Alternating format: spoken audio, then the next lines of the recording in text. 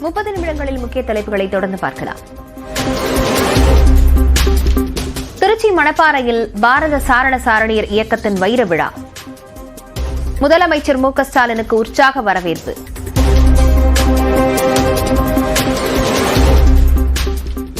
மக்கள் மீதான பற்றுதான் உண்மையான நாட்டுப்பற்று. இளம் தலைமுறையினருக்கு ராணுவ கட்டுப்பாடு இருக்க வேண்டும் என்றும் திருச்சி மணப்பாறையில் நடந்த விழாவில் முதலமைச்சர் மு.க. ஸ்டாலின் பேச்சு.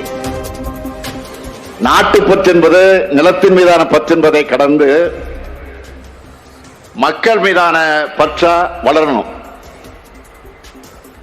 மக்கள் மீதான பற்றுதான் உண்மையான நாட்டுப்பற்று.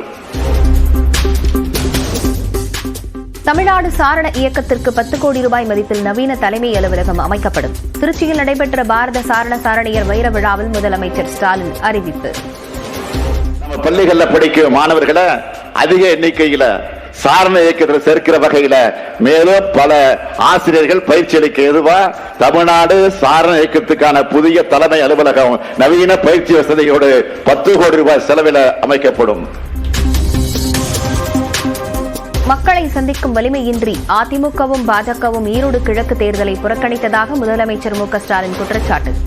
நேரடியாக எதிர்க்க துணிவின்றி சில உதிரிகளை தூண்டிவிட்டு மறைமுக யுத்தம் நடத்துவதாகவும் விமர்சனம்.